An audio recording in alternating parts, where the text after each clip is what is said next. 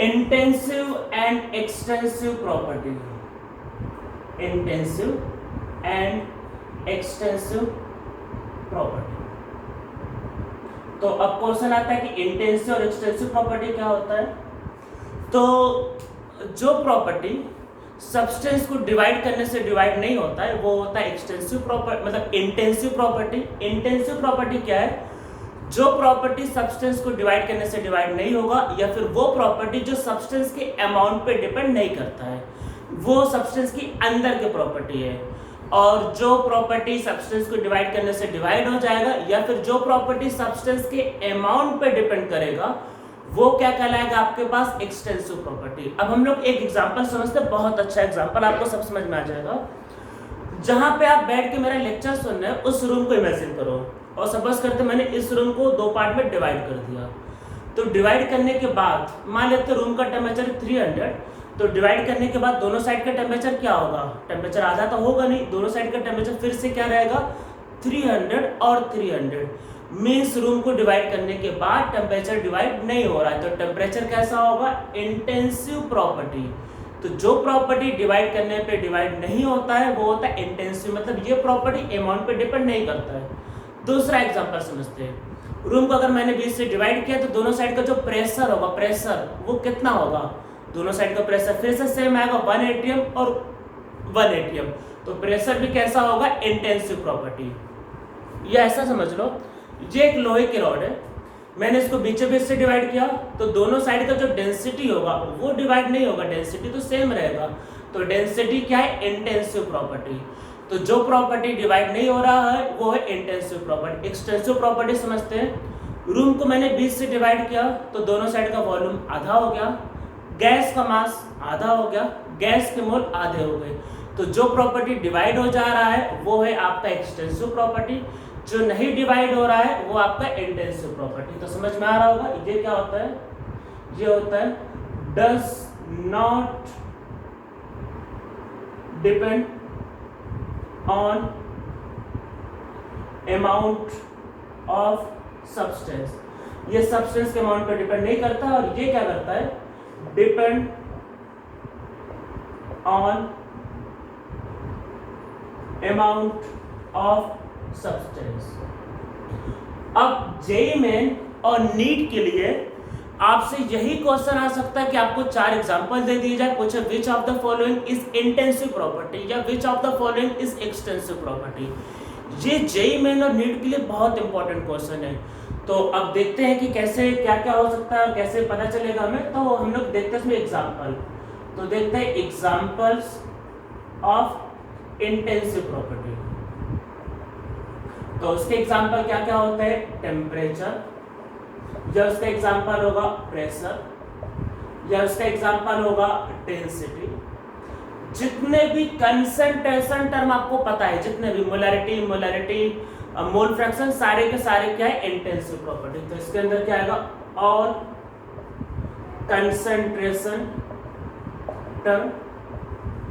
अब सेल का पोटेंशियल जिसको बोलते हैं हम लोग EMF of cell, electromotive force, या ईएमएफ ऑफ सेल भी क्या होगा, EMF cell, EMF of cell, वो भी क्या होगा आपके पास, इंटेंसिव प्रॉपर्टी। देखो सेल का साइज चाहे छोटा या बड़ा, आपको जैसे पहले पढ़ाया गया होगा इलेक्ट्रोकेमिस्ट्री, तो उसमें प्लेट का साइज नहीं बोलते कितने प्लेट का इतना पोटेंशियल होगा, प्लेट बड़ा या छोटा पोटेंशियल उसका फिक्स होता है। तो ईएमएफ ऑफ सेल होगा। और इसके अलावा क्या हो सकता है, अब इसके अलावा जैसे हो सकता है आपके पास एक टर्म वेपर प्रेशर, ये केमिस्ट्री में यूज होने वाला टर्म ये हो सकता है। और क्या हो सकता है, बॉइलिंग पॉइंट, वाटर का बॉइलिंग पॉइंट 100 डिग्री, 1 ml लो या 1 लीटर लो उससे मतलब नहीं है। Boiling point, melting point, refractive index, ये सब हो सकता है आपका इंटेंसिव प्रॉपर्टी के एग्जांपल। अगर कोई भी एक्सटेंसिव प्रॉपर्टी अगर आपने उसको 1 मोल या 1 ग्राम के लिए डिफाइन किया तो वो प्रॉपर्टी इंटेंसिव हो जाएगी। जैसे कि हीट कैपेसिटी एक एक्सटेंसिव प्रॉपर्टी, हीट कैपेसिटी क्या होगा आगे देखेंगे। पर अगर आपने लिख दिया molar heat capacity, molar heat capacity का मतलब 1 मोल का कैपेसिटी, या आपने लिखा स्पेसिफिक हीट कैपेसिटी। स्पेसिफिक अगर कभी भी वर्ड यूज होता है, स्पेसिफिक का मतलब होता है फॉर 1 ग्राम। अगर कोई भी प्रॉपर्टी 1 मोल या 1 ग्राम के लिए डिफाइंड होगा तो वो ऑलवेज होगा इंटेंसिव प्रॉपर्टी। तो इसमें आगे हो सकता है जैसे कि मोलर हीट कैपेसिटी, या हो सकता है आपका स्पेसिफिक हीट कैपेसिटी। स्पेसिफिक का मतलब, जब भी स्पेसिफिक लिखा हो, स्पेसिफिक का मतलब होता है एनी प्रॉपर्टी डिफाइंड फ्रॉम 1 ग्राम। तो कोई भी प्रॉपर्टी, जैसे मान लेते हैं आपके पास होता है गिब्स एनर्जी, तो गिब्स एनर्जी एक एक्सटेंसिव प्रॉपर्टी होता है, पर अगर आपको लिख गया मोलर गिब्स एनर्जी तो वो एक इंटेंसिव प्रॉपर्टी हो जाएगा। तो याद रखना, अगर कोई भी प्रॉपर्टी 1 मोल या 1 ग्राम के लिए डिफाइंड होगा तो हमेशा इंटेंसिव प्रॉपर्टी होगा। तो जैसे आपने लिख लिया मान लेते हैं मोलर गिब्स एनर्जी, या फिर मान लेते हैं मोलर एंथैल्पी। अगर आप कोई भी अब एंथैल्पी गिब्स एनर्जी क्या होता है आगे चैप्टर में देखेंगे। तो अगर आपने कोई भी प्रॉपर्टी अगर आपने 1 मोल या 1 ग्राम के लिए डिफाइन किया है तो हमेशा क्या होगा, इंटेंसिव प्रॉपर्टी। अब एक्सटेंसिव प्रॉपर्टी क्या होता है, एक्सटेंसिव प्रॉपर्टी जो होता है वो आपके पास किस पे डिपेंड करता है, अमाउंट पे। तो एक्सटेंसिव प्रॉपर्टी अमाउंट पे डिपेंड करता है। तो वही देखते हैं क्या क्या हो सकता है। एग्जांपल ऑफ एक्सटेंसिव प्रॉपर्टी, तो इसका एग्जांपल क्या क्या होता है, मास, वॉल्यूम, ठीक, ये हो सकता है मोल, ये आपका हो सकता है। बाकी आपके पास जितने भी एनर्जी है, जितने भी एनर्जी, वो सारी की सारी एक्सटेंसिव प्रॉपर्टी है। तो जैसे क्या क्या हो सकता है, kinetic energy, potential energy, heat, work. देखो सबके फॉर्मूले, वर्क के फॉर्मूले पे मास आता है तो मास पे डिपेंड करता है वर्क। फिर हम लोग आगे चैप्टर में पढ़ेंगे एंट्रोपी, तो एंट्रोपी भी होगा। आगे चैप्टर में पढ़ेंगे एंथैल्पी, तो एंथैल्पी भी होगा। आगे चैप्टर में हम लोग पढ़ेंगे गिब्स एनर्जी। तो जितने भी फॉर्म ऑफ एनर्जी सब आपका आता है एक्सटेंसिव प्रॉपर्टी के अंदर। हीट कैपेसिटी, या फिर जिसको बोलेंगे टोटल हीट कैपेसिटी, तो हीट कैपेसिटी भी क्या होता है आपके पास, एक्सटेंसिव प्रॉपर्टी। और ये बात याद रखना है कि अगर आप किसी भी प्रॉपर्टी को 1 ग्राम या फिर 1 मोल के लिए डिफाइन करोगे तो वो एक्सटेंसिव प्रॉपर्टी से हमेशा क्या बन जाएगा, इंटेंसिव प्रॉपर्टी। अब देखो होता क्या है, जैसे हम लोग समझते हैं कि जैसे कुछ टर्म है जैसे टेम्परेचर, प्रेशर, वॉल्यूम, अगर आप सबको वेरी कराओ, मान लो टेम्परेचर को भी वेरी करा दिया, प्रेशर को भी वेरी करा दिया, वॉल्यूम को भी वेरी करा दिया, तो फिर उस केस में हम लोग किसी भी प्रोसेस की स्टडी नहीं कर पाते। अगर आप सब वेरी कराओगे तो एक्चुअल में हम किसी कंक्लूजन या किसी रिजल्ट पे नहीं पहुंचते। तो अब ऐसे समझो कि जैसे पीवी इक्वल टू एनआरटी, मैं आपको एग्जांपल बता रहा हूँ, PV equal to NRT. Suppose करते हैं कि प्रेशर कांस्टेंट है, प्रेशर कांस्टेंट है, मोल और आर का कांस्टेंट मान के चलेंगे, क्लोज कंटेनर है। तो वैसे केस में क्या बचा, वी और टी। अगर आप टेम्परेचर को चेंज करोगे तो उसी के हिसाब से वॉल्यूम भी चेंज होगा। तो अगर आप टेम्परेचर को एक इंडिपेंडेंट वेरिएबल लोगे तो वॉल्यूम उस पर क्या होगा, डिपेंडेंट वेरिएबल।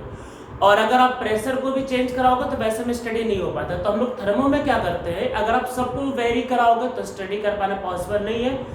तो हम लोग किसी एक पैरामीटर को क्या करते हैं, कांस्टेंट, और फिर बाकी पैरामीटर को चेंज करके उसका स्टडी करते हैं।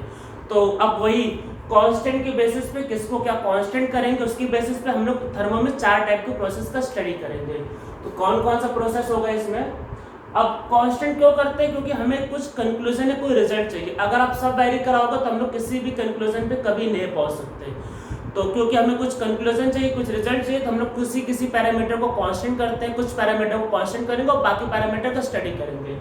तो जैसे मान लेते हैं पहला प्रोसेस है आइसोथर्मल। तो आइसोथर्मल के केस में क्या होगा, हम लोग टेम्परेचर को कांस्टेंट लेते हैं। तो अगर किसी प्रोसेस में अगर टेम्परेचर कांस्टेंट है तो वो कहलाएगा आइसोथर्मल प्रोसेस, या यहाँ पे डेल्टा टी का वैल्यू क्या होगा, 0। सेकेंड प्रोसेस हम लोग जो स्टडी करेंगे वो आपके पास होगा इसमें एडियाबैटिक प्रोसेस। एडियाबैटिक प्रोसेस का मतलब होगा कि यहाँ पे Q का वैल्यू 0, मतलब हीट का जो वैल्यू होगा वो 0 होगा। हीट का वैल्यू 0 होने का मतलब देखो क्या होता है, हीट का मतलब होगा हीट एक्सचेंज। तो इस प्रोसेस में सिस्टम और सराउंडिंग के बीच में हीट एक्सचेंज नहीं होगा, तो हीट एक्सचेंज आपको क्या लेना है, 0। बाकी जब इस प्रोसेस को पढ़ेंगे तब डिटेल में समझेंगे। तो यहाँ पे हीट 0 देने का हीट का मतलब होता है heat exchange between system and surrounding is 0। Heat का मतलब ये कभी नहीं होता कि हीट ऑफ द सिस्टम, इसमें हीट ऑफ द सिस्टम को 0 नहीं, इसमें हीट एक्सचेंज 0 का मतलब कि सिस्टम से सराउंडिंग में और सराउंडिंग से सिस्टम में किसी भी प्रकार का हीट का एक्सचेंज नहीं करवाना है। तीसरा प्रोसेस आपके पास हम लोग जो पढ़ेंगे वो होगा आइसोबारिक। आइसोबारिक प्रोसेस में क्या होगा कि इसमें P का वैल्यू क्या आएगा, कांस्टेंट, या यहाँ पे डेल्टा P क्या होगा, 0। और फोर्थ प्रोसेस क्या होगा, वो होगा आइसोकोरिक। तो आइसोकोरिक प्रोसेस में क्या होगा कि यहाँ पे आपके पास जो वॉल्यूम है वो कांस्टेंट होगा, या यहाँ पे डेल्टा V का वैल्यू क्या होगा, 0। तो हम लोग अलग अलग प्रोसेस में अलग अलग टर्म को कांस्टेंट करेंगे और फिर हम लोग उसका स्टडी करेंगे इस चैप्टर में।